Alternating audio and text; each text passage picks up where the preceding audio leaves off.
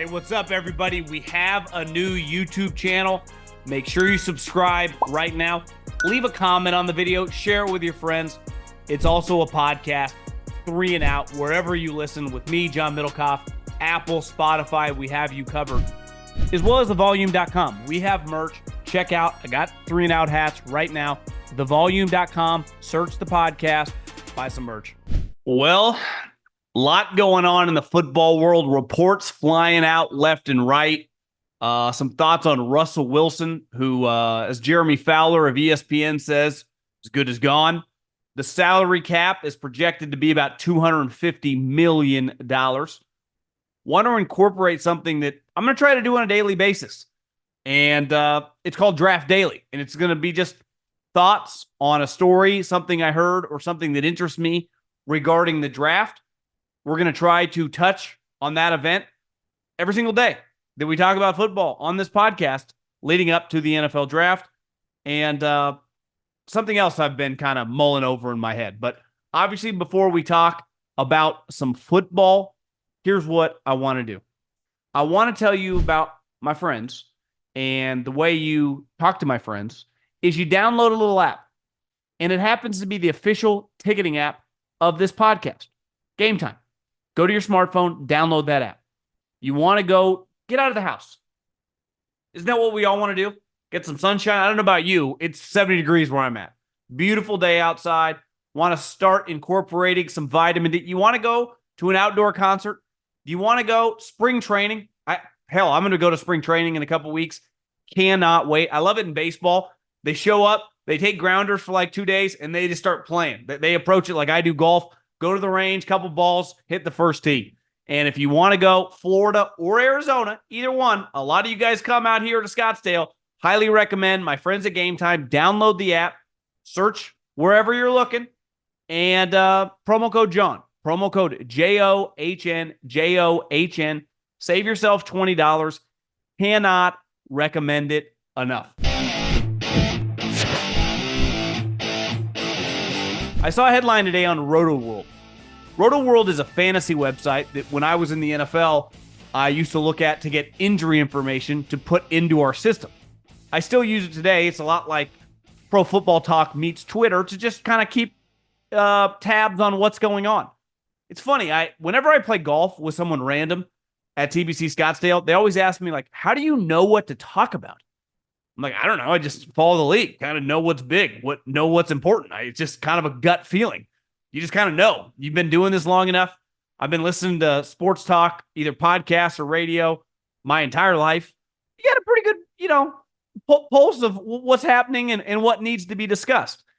And while this doesn't necessarily need to be discussed in the sense of it's inevitable what's going to happen, when Sean Payton went to Super Bowl week and said, we haven't decided anything, like, let's face it, this time of the year, there's a lot of posturing going on.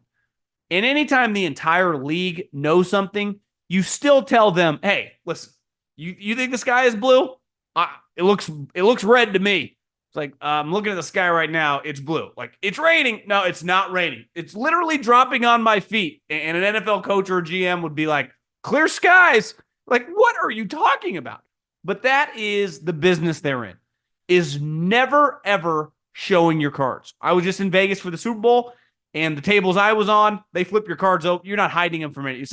It's not Texas Hold'em. When you're playing blackjack, everyone knows what everyone has. And when you look at the Russell Wilson situation, I thought it was over before it even began. If you would have said over under years, Russell Wilson plays for Sean Payton, you would have hammered under 2. Now, it ended quicker than any of us thought. He was benched in year 1. But let's face it, he was never going to last long early on in season 1. It was like, this is a disaster. And there are going to be a lot of moves in the NFL over the next month that are going to be moves that are not going to work out. And some are going to work out better than anyone could have expected. To me, the number one thing any GM and any front office and any team going forward in free agency into the draft is lean aggressive. Lean really aggressive. Take big swings. The best part about this modern day NFL is if it doesn't work out, who gives a shit? In a couple years, pivot. And the number one thing you got to be able to do is wave the white flag and pivot. And I would say, I've been saying this forever, one of Belichick's best qualities, it was easy because he had Tom Brady, but he never held on to like a second round pick that couldn't play very long. He would get rid of the guy. By like year 3, he would be gone. Where most general managers, now they don't have the equity of Belichick, but let's face it, it's ego. We never want to admit when we screw up. It's like, guys, my mother can see this guy can't play. And they're like, well, let's give him another year. We'll move him to defensive tackle from defensive end. Like, guys, just move on from the player. And the faster you can move on from mistakes, and it's never been easier. We talked about this yesterday. You have an unlimited amount of money. Not necessarily on your salary cap, but in terms of actual cash, what you have to pay these guys. You don't need to be like, well, we've already given this guy $75 million. Let's see if we can work it out. It's not going to work out. And luckily, there are so many teams, especially with the quarterback, that are going to be willing to take him on. Now, it's not going to cost them that much. You're eating a lot of the salary. And obviously, you're not going to get much back in draft compensation. But the best thing any organization can do is just wave the white flag when a player does not fit for them, or is over the hill, or is just doesn't fit the scheme, or whatever. And Russell Wilson, listen, I think he's one of the most unique case studies we've ever seen. It wasn't that long ago I thought he was really good. And now I know his numbers actually weren't that bad. When you watched him play this year, he's a shell of what he was. And unlike Rodgers, who's 39, 40 years old, even Peyton Manning at the end, 39, 40 years old, this guy, I don't think he's 35 years old yet. So let's face it, the Broncos, when they made that trade, and Adam Schefter tweeted it out, 2 years ago now, it was insane. And I thought at the time, there is no way that this is not going to be a solid move for Denver and a disaster for Seattle. It was the opposite. It really was. I mean, Seattle went on to win 18 games in 2 years. The Broncos were awful. They have no quarterback situation once they move off Russell. They gave up a ton of draft picks. They gave up solid players. But listen, sometimes you get up to the plate, like you're not looking to bunt. And that's what I love about this modern day NFL is all these GMs, like the amount of secret meetings that are going to go on in Indianapolis of people discussing massive trades and potential deals is freaking awesome. Like forever, it was probably being discussed, but it was rarely executed. Now we see it executed constantly. So listen, the Broncos fucked up, but a year later they landed Sean Payton. And within, less than a year of Sean Payton, they're able to probably get rid of Russell Wilson. Now it's going to impact their salary cap greatly. And this season is going to be difficult on the books. But removing him kind of can start this process of getting that, the shadow negativity is the wrong way to put it because he's not a negative guy, but just this albatross of a contract who the ROI just isn't there. And that's really talking about the salary cap being $250 million. That's the key. When you sign a guy to $15, $20, $25 million a year, does he equal his ROI in his play? Because if he doesn't, then you have a problem. If I pay a guy $15 million and he's an above average starter, I feel pretty good about it, right? If I pay a wide receiver $20 million and he gets me 8, 9 touchdowns and he's really productive and defensive coordinators have to game plan him against him, and take him very, very seriously in terms of their week of preparation, then we're okay. But the moment I give a guy huge money and I go, God, would I like to have that back? Or God, I thought he'd be a little better. The NFL is not a plug-and-play league, right? This is not baseball where I sign the top third baseman on the market, I plug him in at third base, and I put him third in the order. If he's a good player, nothing changes, right? It's chemistry, while it matters somewhat in the sport, ultimately, if you can hit, you can hit. You can play defense, you can play defense. In football, the scheme matters. The amount of money you give someone matters. Is this just their twilight contract? That's why Mike Evans is a pretty fascinating guy. He's already made over $110 million, and he's won a Super Bowl. So at this point in time in his career, and he's coming off a very, very productive season. Is he a guy that's looking to break the bank and get one more massive contract? Or is he a guy looking like, I really want to win. I'm willing to take a little bit less. I've lived in Tampa. I've banked a lot of cash over my life. I feel very good about where I am financially. I obviously don't want to work for free, but I would go play somewhere that gives me the opportunity to win for 20% less for the big picture of it coming back my way and being known one day as a two-time Super Bowl champion? Or is it like, I'm going to take the most money possible? And only, like, listen, these teams don't know that right now. They're going to find this out at the combine when they deal with these agents. Like, one thing was pretty clear with Russell Wilson. Money and like respect and all these variables really mattered to him. Remember back in the day, he wanted that fully guaranteed contract. And then when he said, like, I'm not asking for a trade, but if I did get a trade, these would be the 4 teams. He was always so big on control. It was like, bro, let's just dial in on our play. It was always like, Pete Carroll's fault. Pete Carroll's an idiot. That aged pretty well. And then you get to the point where you just get an older guy. They're going into the third contract. I also think you have to be very, very careful about third contracts with NFL players. Look at Von Miller, who had a Hall of Fame level career before he ever got traded to the Rams. Then he gets traded to the Rams. He helps them get over the hump and he wins the Super Bowl. Then he breaks the bank with Buffalo, tears his ACL, and he's never been the same. And I was reading this article that, like, they're kind of stuck with this contract. But signing any player in the NFL is a risky proposition because of the sport, right? At any moment, you can get injured. You can have a career-altering injury. Any position, any moment. Training camp to games to the preseason, it can happen training, right? Doing heavy squats. But you can't think like that. If you did, no guy would ever be signed. I do think history would tell us when you sign third contract players to large money, the risk goes up exponentially. And I'm pro Mike Evans, but are we talking like 3 years, $70 million?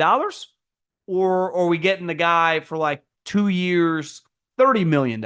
He's fast. He's only 30 years old. He's probably going to be very, very expensive. And some team is going to give him a lot of money. High character guy, team leader, winner. He brings a lot to the table. I'm not trying to count his pennies, but I'd just be very hesitant when it comes to third contract guys breaking the bank. That's why I think a guy like Brandon Ayuk is a fascinating case study, right? When you look at Ayuk, you go, I thought last year, given his previous production and his upside, you're talking $17, $18 million to extend. And the 49ers, we talked about this, like, listen, we extended Bosa after his 4th year. You're going to have to wait. Then Ayuk has one of his best seasons. Clearly, if you just watch him on a weekly basis, he's a fantastic player. Because of the team he plays on, his numbers are probably not appropriate to where his value and talent is. You put Brandon Ayuk on the Chiefs or the Bills, you're looking at a 110 catch guy. That's why I think these negotiations can get pretty complicated, right? Is he a guy that's looking for 5 years, $125 million and $70, $80 million guaranteed? I really like him. Is he ever going to be a top 3 or 4 wide receiver in the league? Probably not. So when I got to pay premiums, like when Tyreek and Devontae broke the bank a couple years ago, it was pretty clear. Probably the best and second best wide receivers in the league. Who have dominated at the highest level for a long period of time.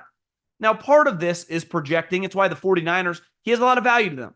They know him really well. He's a complete player. He blocks. But there are rumors about people think he might get traded.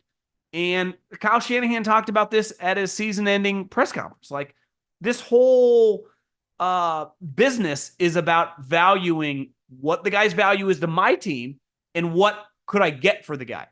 So if you could get a first and a third round pick for Brandon Ayuk, pick in the early to mid-20s, and a team is then willing to break him off, right? So a contract that you are not willing to do, whether it's not because you don't think he's worth it, but factoring in his value on your salary cap, the amount of money the cap hit, cash is not necessarily an issue for the 49ers. But then it puts a lot of pressure on you making the right draft picks. Ultimately, why the Kansas City Chiefs are back-to-back Super Bowl champs? Because when they traded Tyreek Hill, they nailed their draft. They immediately got impact players for those picks.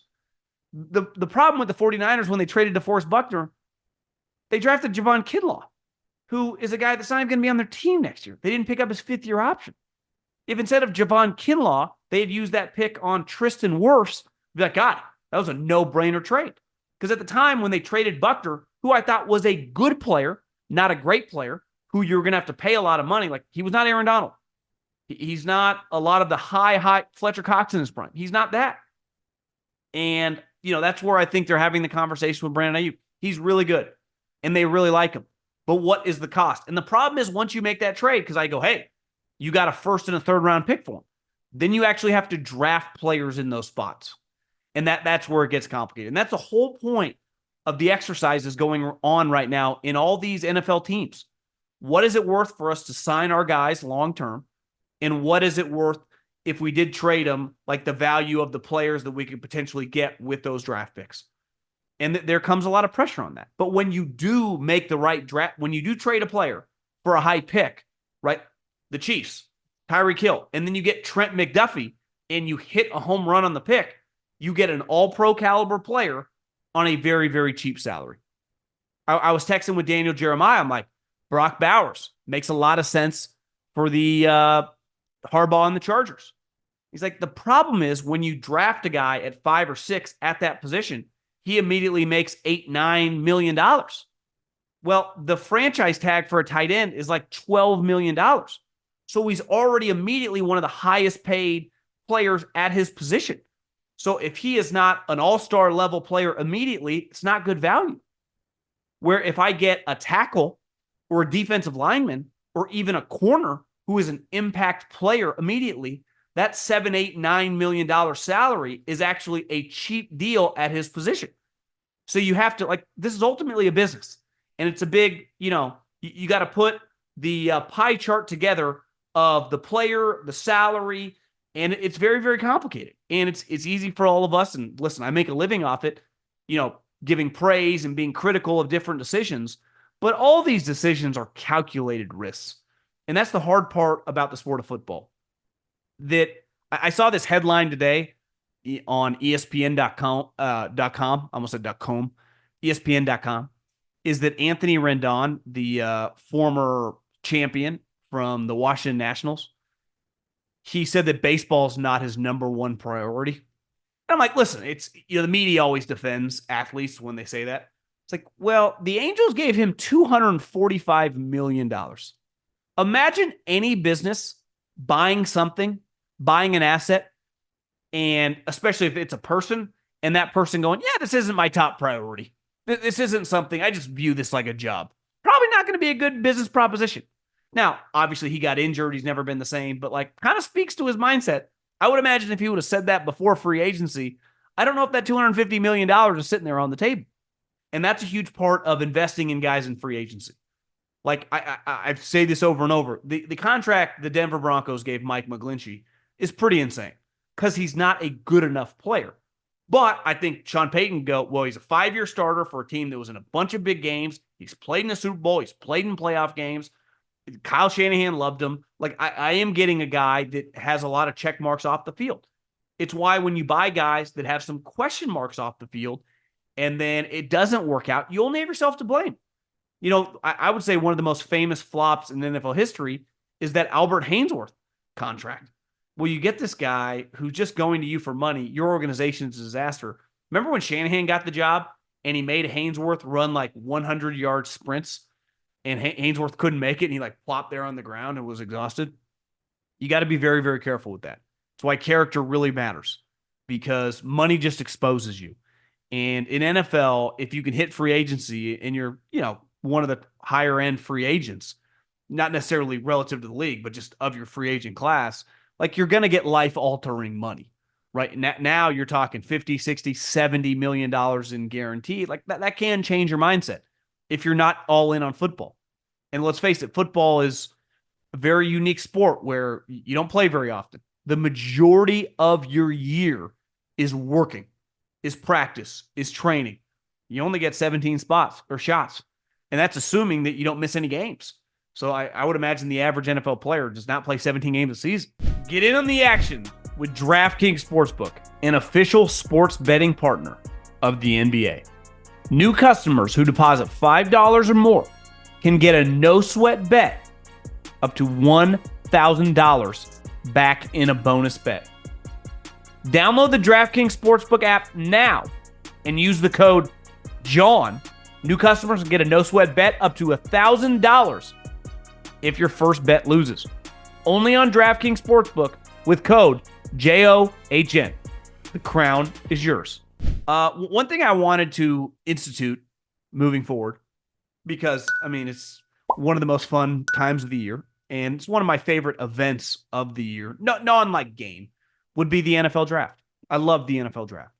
I think that's a big reason growing up, following, college football, the NFL draft is why I aspired to get involved in football.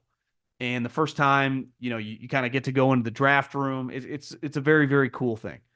And I've always said this, like, us as fans or me as a podcaster, we have very similar conversations as those do in an NFL room, right? Scouts with the NFL talk about football players no differently than us. Like, is this guy any good? Is this guy overrated? God, I don't really like this guy. Now, they have more information. They study the guy closer. They have much more of like a microscope over the guy's entire body of work, but they have just flatline takes and opinions that are very similar to ours. It's what makes it fun. You think this guy's good. I don't think this guy's good. And then we argue over it. I think this guy is better than the other guy. In an NFL draft, you literally just rank players 1 through 10, 1 through 32, 1 through 200. No differently than you and your buddy. Like, I'd rather have this guy, and this guy over that guy, and that guy. And I think what makes the draft very fascinating is there are a million opinions. In college football as a whole, I don't, maybe there have been times when it was quote unquote more popular, but it's pretty damn popular. It's the number 2 sport in America by a wide margin. So a lot of people have opinions on the top college players. Why? Because we've watched them. I've seen the television ratings. 10, 15, 20 million people are watching some of these big college games. And Ohio State happens to play in the biggest games. Like, they play Michigan, 20 million people watch. Rightfully so. It's an incredible television product. And one thing I learned when I was in the NFL, and now I do this for a living, is like, the hype machine is real. And when the hype machine takes off, there is no slowing it down. On Netflix, there's a show called Buried, and it's about the avalanche in Squaw Valley, Alpine Meadows, back in the early 80s. And listen, I grew up going to Lake Tahoe as a kid. I haven't skied in probably 15, 20 years, but I used to ski a lot from probably ages 10 to 18. And one thing you're always, a little nervous about when you hear the, dynamite going off, they're checking for avalanches. There's certain areas, especially as you get a little bit better skiing, you go back country skiing, like, you got to be careful. And when an avalanche starts rolling down the hill, there is no stopping it. It only gains momentum. Well, it's no different when it comes to the hype around a player. And one thing I've learned in being around it very closely and now doing this is there's a big gap between people that study the NFL 24/7, 365, and those that do that with college. And I've always said this, listen, I'm not a Kirk Herbstreit hater. I actually really like him. I just don't like him on my NFL game. And in fairness to him, that's a very, very difficult spot to just fly into. It's hard. He's excellent at college. No different than Joel Klatt, right? Those guys know the college game. They know the college coaches. They know the college players at the big programs very, very well. And when you're around something very, very closely, you can just, biases might be even the wrong word, but you can just get a little jaded to stuff. And you can have an agenda of like, you really like the person. So he's an easy person to root for. And the way that if you just listen to college people talk about Marvin Harrison, you think the guy was fucking Jerry Rice. You think the guy was better than his dad. And honestly, like, the chances that he's better than his dad are slim to none. His dad's in the Hall of Fame. His dad's one of the great players of my life. And that's not a slight at Marvin Harrison. So everyone's saying Marvin Harrison is this can't-miss player. He's the number 1 wide receiver on the board. And I heard Michael Lombardi today on his podcast saying, like, I've talked to some teams that don't even have him as the number 1 wide receiver on their board. And when you say something like that, anyone that is pro Marvin Harrison thinks that that's like, an enormous criticism. Like, being number 2 on a draft board is a crazy thing to be. And I was thinking about it today, like, the best part about the NFL on draft day is wherever you're drafted, it's an enormous moment for your life. But it does not determine your success. We've seen a lot of top 10 players not even be in the league 5 years later. And we've seen a lot of 5th, 6th, 7th round picks become stalwarts on Pro Bowls, All Pros, and in playoff games. And I looked at the AP All Pro, first and second team this year. of the guys on that team and where they were drafted. Tyreek Hill. Now, he got kicked out of Oklahoma State, had some issues. He was a third-day pick. CeeDee Lamb, while a first-round pick, multiple wide receivers were drafted ahead of him. Brandon Ayuk, pick 27, countless wide receivers drafted ahead of him. Puka Nacua, definitely not a first-round pick. Then you get to the second team, guys like A.J. Brown, Amon-Ra St. Brown, fourth-round pick. You get a lot of guys. I always hate this notion like this guy fell in the draft. He went pick 41. Like he's a wide receiver. There's countless other positions that pushed him down. Just because you go in the second round does not mean you're some scrub. Ask the Eagles and A.J. Brown or the 49ers and Deebo Samuel or Seattle and DK Metcalf. I hate this notion just because if it gets out that Marvin Harrison is not the universal number one player on every team's board, people will be like, that's fucking insane. Is it? Like Marvin Harrison's still probably going in the top 10, but if he goes ninth instead of sixth and the dude from LSU or the dude from Washington go ahead of him, is it that crazy?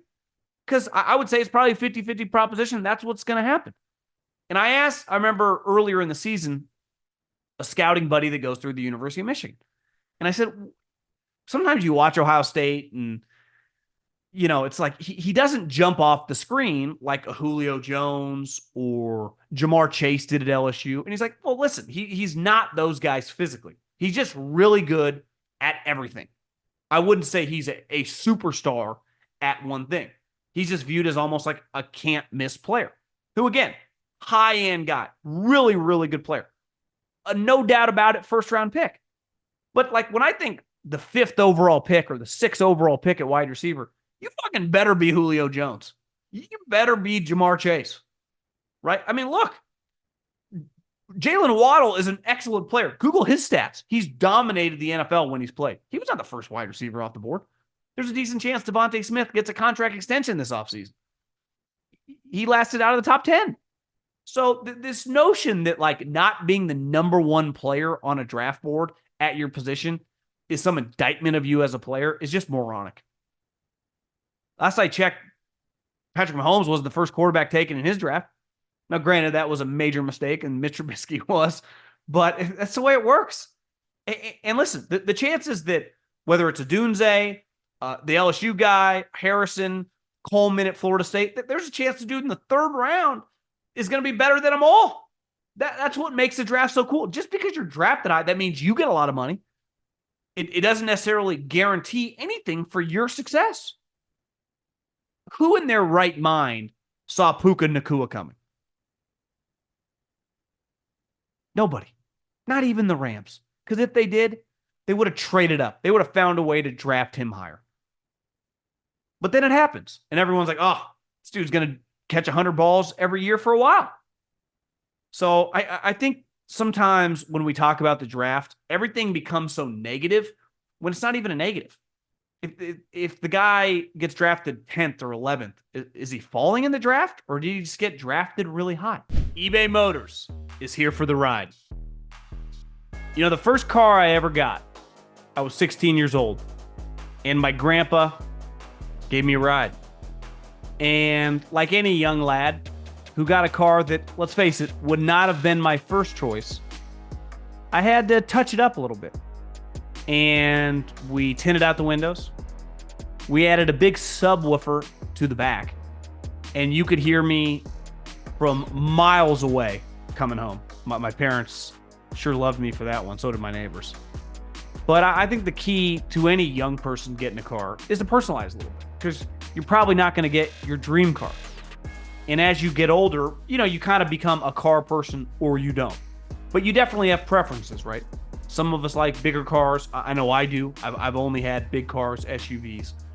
And there are certain non-negotiables. I like 3 rows of seats. Now, ideally, I don't have kids right now, so I take out that 3rd row of seat, and I like a big, you know, I like a lot of trunk room. Some people, you know, don't like SUVs, like smaller cars. I've never been that big since my high school car of tinting the windows. I don't care if you see me or not, but I know some people, like, the first thing they do is tint the windows. It's crazy. The older you get, I had to have the subwoofers. The subwoofer, I couldn't listen to music for 5 minutes with the subwoofer like I did when I was younger. But there is something very, very special about that first car. I don't care how many cars you get since, how much money you make to get sweeter cars. You never quite forget that first ride and some of the memorable moments that you had in it in your high school years.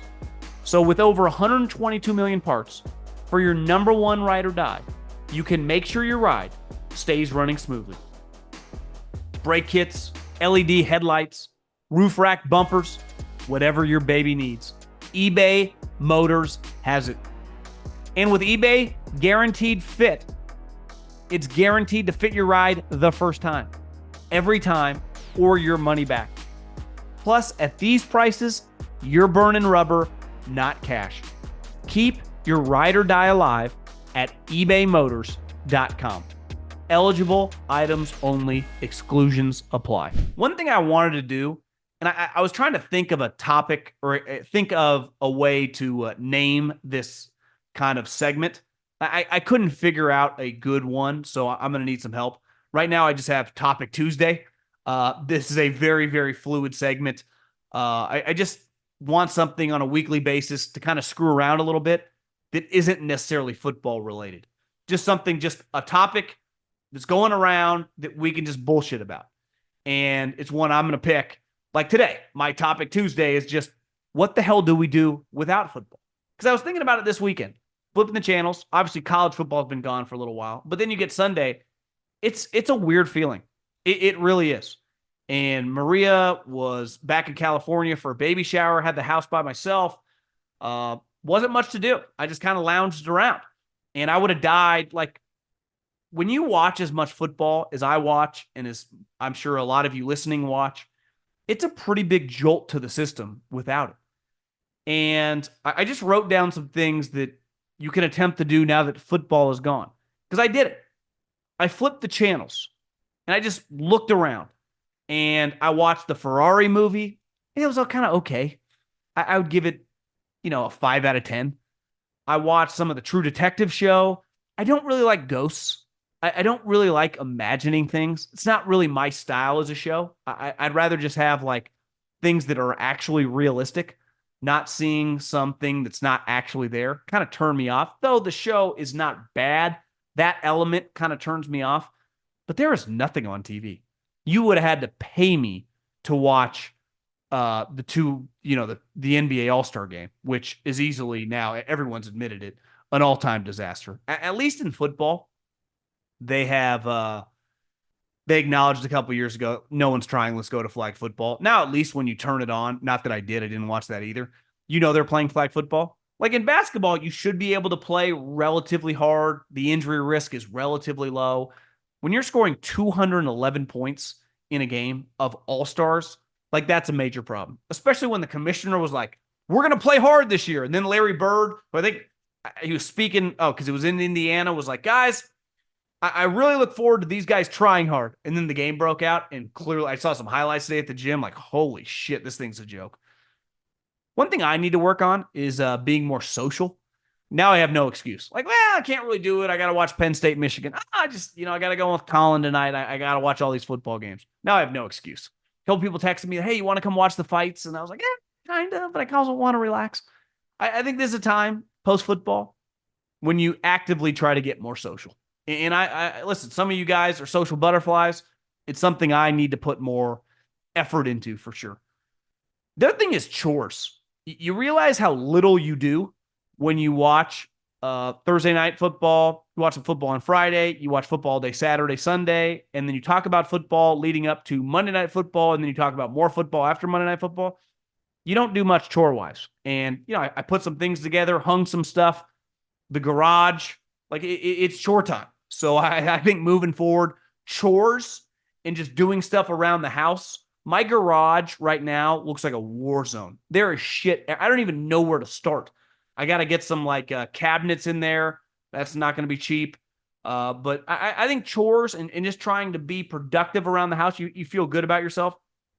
Getting outside is a big vitamin D. Because especially for you guys that live in colder weather cities, it's an easy excuse. Just going to stay inside, watch some ball, have some beers. But that's it. That's a huge part of life as the springtime comes and the summer. It's just getting outside. Obviously, if you like golf, time to play some golf. But in quality time with your loved ones. Something I saw, I don't have children yet, but I was picking up a sandwich yesterday at this place called Sourdoughs, I think it's called. It's got incredible turkey sandwiches and, trying to be healthy, so I got a little chicken salad. And this guy was there with his daughter who was probably, I'm bad with ages, somewhere between like 4 and 6. And she was eating her sandwich, talking to her dad, and he had his phone out. And listen, I am in no position to phone shame a soul. I'm not allowed to phone shame anybody. But it made me think, like, if I had a young daughter and she was talking with me and I was just on my phone scrolling, it was a pretty jolting visual. Now, again, I'm not trying to judge the guy. Maybe he's had a long day. Maybe he's checking some emails. It's not like I looked at his phone to see what he might not even have been on Instagram. Maybe he was texting back his wife. But I was like, God. And he's not alone. Everywhere you look, everyone is just constantly on their phone. Constantly. We're all addicted. I mean, if the iPhone was crack, America would all be crack addicts. That's not even debatable at this point in time. And I think one thing that I'm going to really try moving forward is just try to get a little more quality time. Just with people in my life. If you're with someone, it's so easy to say, like, be present. And then you're like 10 minutes in, you're like checking Instagram. You're like, God, that video's pretty funny. How about that dog? Hey, check out this dog. But listen, no more excuses to just sit on your couch, watch football, scroll on your phone or iPad. It's time to just share some quality time with our loved ones, get outside, and enjoy life.